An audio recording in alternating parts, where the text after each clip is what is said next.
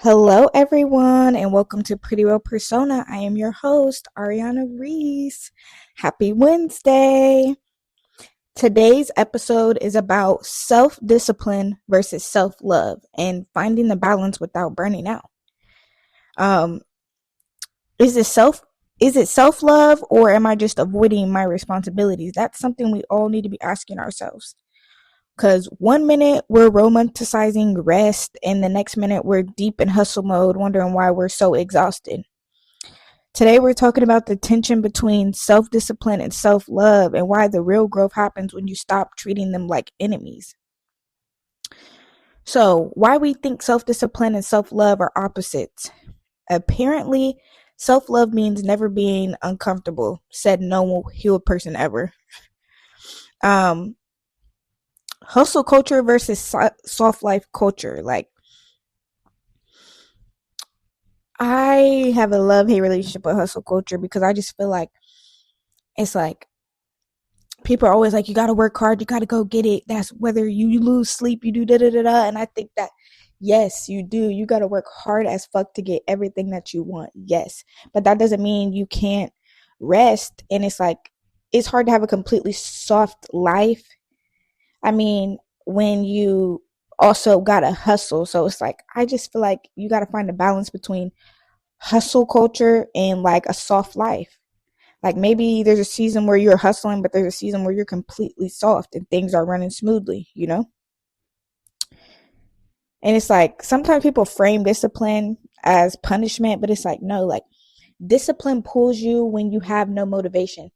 It's like a lot of people think of motivation in different ways, but it's like, they're like, oh, I just got to get the motivation. And you hear a lot of people say, I got to get the motivation. It's like, no, you don't got to get the motivation, because if you're sitting here waiting around for motivation, it'll never come. You have to have the discipline. Discipline pulls you when motivation fails you. And it's like, sometimes we mistaken rest for avoidance, but it's like, no, you have to rest. Like your brain can't keep going. You can't keep allowing yourself to overthink every situation. You can't keep running yourself into the ground and thinking that, oh, you're going to do your best work. Like, no, sometimes you have to completely rest to the point where like, oh, you're over rest, and then start again. Like, especially like just to like combat burning out, like you have to throw rest in there.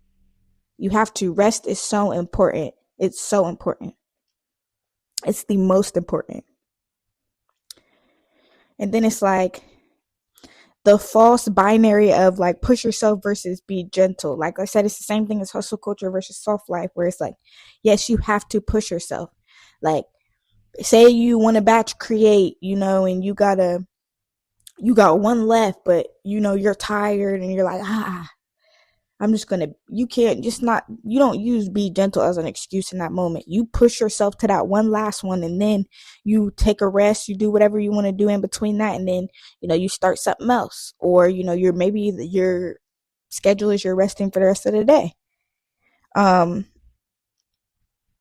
it's like this mindset creates like burnout cycles. If you run yourself into the ground and you never rest or take breaks, like, you will be burnt out. And burnt out, like, when you're burnt out, that causes you sickness.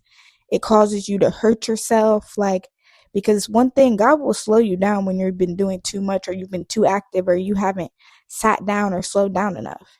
Like, discipline without love is cruelty, and love without discipline is chaos. I want to move on, and I want to talk about, what self-discipline actually looks like when it's healthy. And it's like, self-discipline is not yelling at yourself like a drill sergeant. Discipline as self-trust and not self-control. Like, discipline, like I said, discipline pulls you. So it's like, what discipline looks like, doing everything you said you're going to do. If you write out a to-do list today, like, okay, boom, you wrote out maybe 10 things, but 5 things are non-negotiable. You have to complete those 5 things. That's discipline. And you have to, and it's like that builds self-trust. Discipline builds self-trust, because self-trust also is basically you being disciplined to know that no matter when you say you're going to do something, you're going to do it.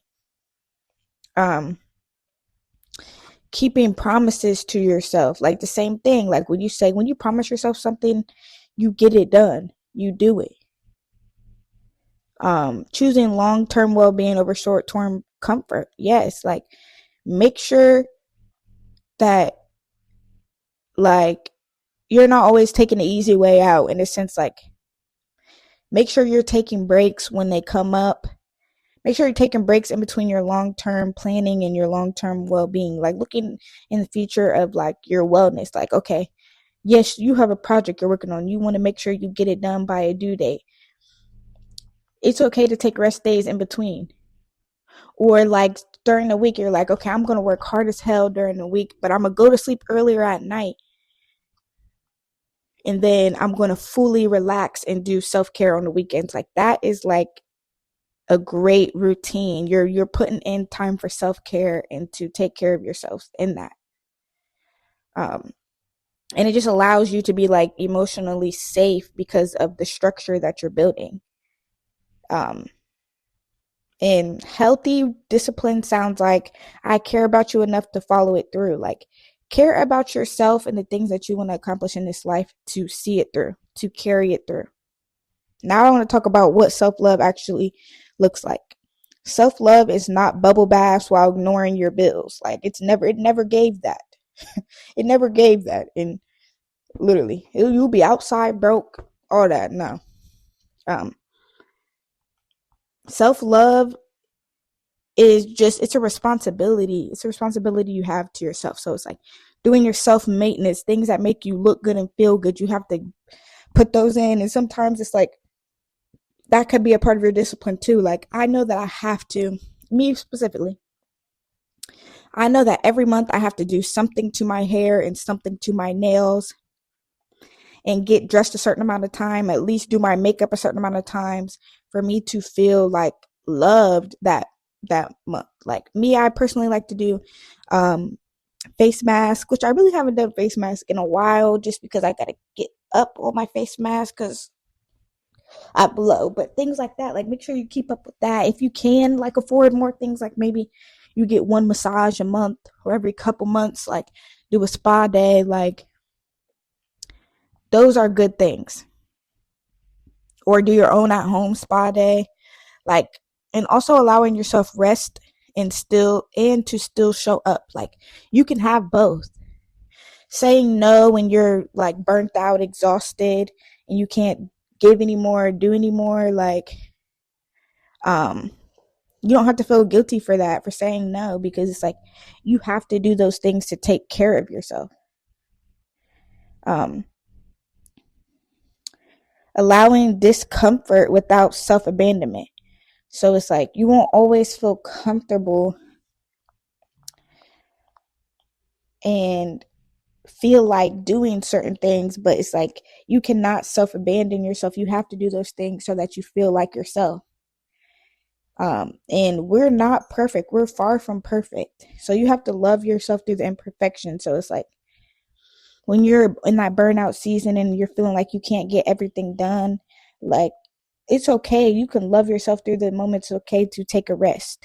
Like sometimes self-love is doing the thing you don't feel like doing because future you deserves ease. Like literally, like, and it's like, now I want to talk about where we go wrong with the balance. Some of us are disciplined but miserable, and some of us are loving but stuck. Using discipline to avoid your feelings is not a good thing. Like some of us we're so disciplined, all we do, we're throwing ourselves into XYZ. We keep throwing ourselves into, you know, all of these things, but it's like you should not be using discipline to avoid your feelings. Like make sure you're putting time in there to rest, have that balance of like self-love and self-care, so that you can literally, because if you're not getting to the root of your emotional issues or things that are going on in your life, you're not going to be healthy enough to be disciplined in the way that you need to be. It's going to affect your discipline. It's going to, make you be burnt out or not follow on, or like fall off into depression, anxiety, like things like that. Um, you could be using self-love to avoid accountability, where it's like you're spending all this money on yourself, doing this and doing that without like nurturing your responsibilities. And that's completely wrong, because if you don't handle your responsibilities, then you're going to be stuck. You're going to be in a pickle. You're going to be, needing help from everybody. And it's like, it's okay to need help, but not when you are like falling short on your responsibilities purposefully. And you're not taking accountability of that fact. Then it's like using perfectionism and disguising it as productivity. Nothing is perfect. Like, when you try something new, you won't never, the first time it won't be perfect. It takes reps for perfectionism, to perfect something, to perfect a craft, and it takes time. So it's like, you cannot beat yourself up trying to make something super perfect. Give it time.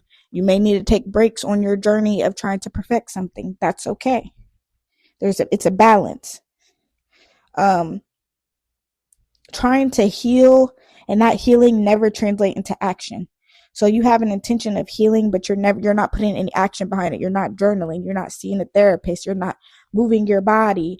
You're not, you're just sitting in the same energy, but saying that you're healing, you want to heal, but you're never putting any action towards it.